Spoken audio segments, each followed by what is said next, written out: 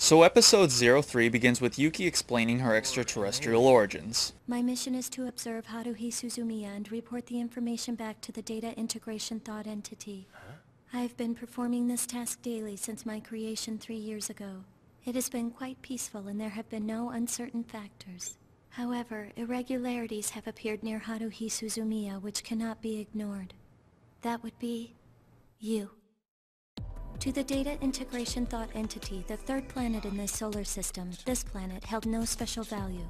However, the current inhabitants of Earth, as it is known by your kind, developed a cognitive ability that could be considered intelligence. Consequently, the significance of the planet increased.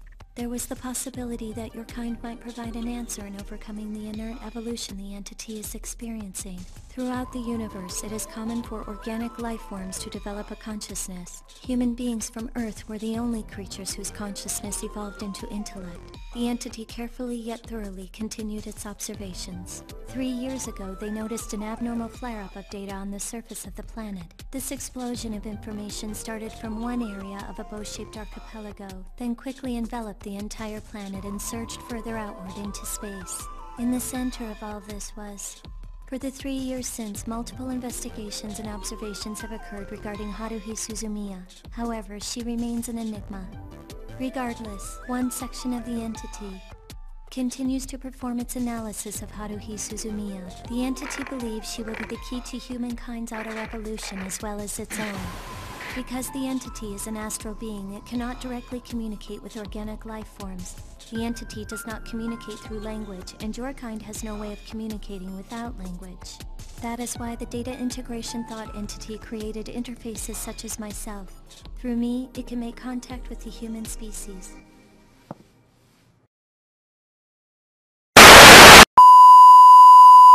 There's this big old alien thingy out in space called the Data Integration Thought Entity, and it sort of patrols the solar system.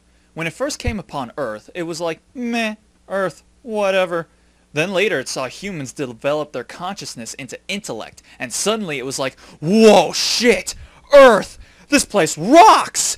Maybe it can tell me how to continue evolving. So it spends the next couple millennia studying us. Suddenly, 3 years ago, some big-ass shit went down on Earth that the entity had never seen before, and it had some sort of information orgasm. The cause of that crazy new phenomenon happening? Haruhi Suzumiya. The entity thinks that she is the key to humanity's evolution, and that if it studies her enough, it will find a way to cure its own inert evolution.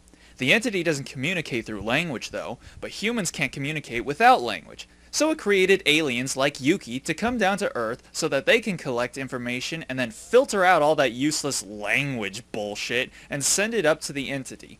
It would seem that Haruhi actually has the power to turn her will into reality.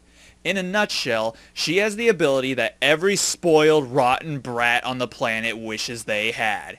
If they want something, they get it, no matter what the fuck it is. I have a question. When the hell did this show become so fucking convoluted? I mean, one minute we've got girls running around in bunny suits, the next we're talking about astral beings observing a girl who has the ability to alter reality simply through her will alone? I think the show accidentally swallowed a smart and overly complex pill while I wasn't keeping an eye on it. Well, Kion doesn't really take Yuki all that seriously, and goes home concluding that she's simply rambling about some sci-fi fantasy she's having. The next day, it turns out that Haruhi's wish came true, and a new student has just transferred into their school. While playing board games in the club room, Haruhi comes crashing through the door with the new transfer student in tow. Today, and he's joining us. His name is Itsuki Koizumi. Smurfing time! So here we have Itsuki Koizumi, played by Johnny Young Bosch. After Haruhi officially announces what the SOS Brigade's mission is, the SOS Brigade's mission is to find aliens, time travelers, and espers and hang out with them. he voluntarily allows himself to be drafted into the club. The next day in the club room after school, Haruhi says that over the weekend they shall all meet up in the city and partake in some sort of supernatural scavenger hunt. They split up into 2 groups, with Kion and Mikuru drawing to be the group of 2. While they meander through the park, cause let's face it, what exactly are they supposed to be doing, Mikuru decides it's a good time to drop a bombshell on Kion. And no, I don't mean herself. You might not believe a word I'm about to say, but the truth is I'm not actually from this time plane. Alright, before she even starts, let me just explain this for you again. Mikuru is from the future. 3 years ago, there was this time quake that occurred. When they went to investigate, the future people found that they couldn't go back further than 3 years in the past of the present day.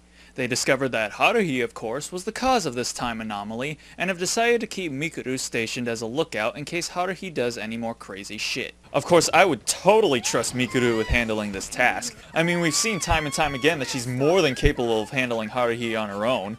So Haruhi calls Kion and tells them to meet back up. They split into groups again, Kion pairs up with Yuki, they go to the library. He falls asleep, they all split up at the end of the day, and wouldn't you know it, they didn't find jack squat. The next day, Kion is able to see where things are beginning to go, and so he decides to confront Koizumi about it before he confronts him. Koizumi, don't you also have something you want to talk to me about regarding Suzumiya? I get the feeling that the other two have already talked to you about her, am I right? Yeah. Well, how much do you know? Just that Suzumiya isn't your ordinary person. Good. That'll make my side of things easier, because that's definitely the case. How about you start by telling me who you really are? Well, as you might have already guessed, I'm what's called an Esper. And for those of you who don't know, Esper. E-S-P-E-R. A person with ESP. You're welcome. So Koizumi explains that an organization of Espers was created 3 years ago, and not only is he a member, but 3 years ago is also when his powers awakened, and ever since the organization was founded, they've been keeping an eye on Haruhi. Why? You see, the elders in the organization believe that this world is sort of like a dream that a certain entity is showing us. Because it's all just a dream, it'd be quite easy for that entity to alter our reality. It could change it, destroy it, even create a new world. And we're pretty sure that we found that entity right here. You're saying that's Haruhi? For millennia, people have referred to such an entity as God or something similar.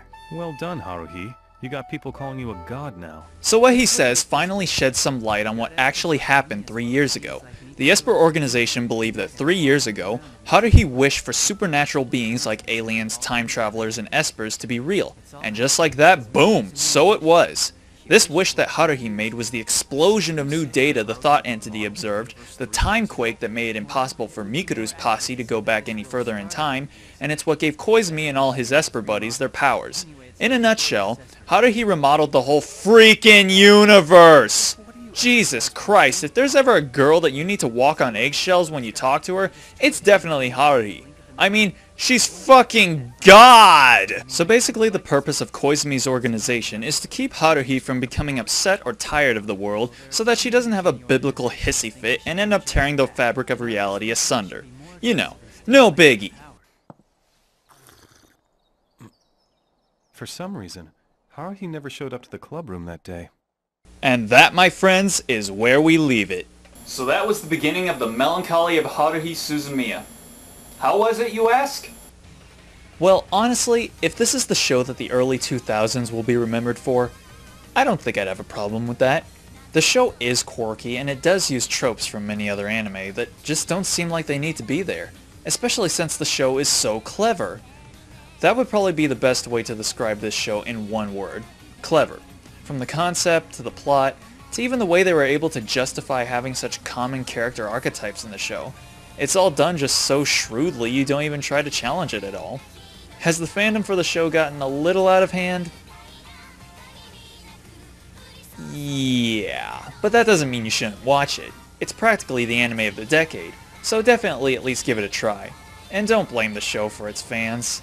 I mean, it's not like the show intentionally created one of the most idiotic yet mesmerizing dance routines in an attempt to brainwash the masses into watching it. That's crazy talk. I mean, how could you... Stop it! So anyway, like I was saying, it's not like... Knock it off! Sorry, I've got to go change a light bulb. Stop it! No, stop it! Stop it!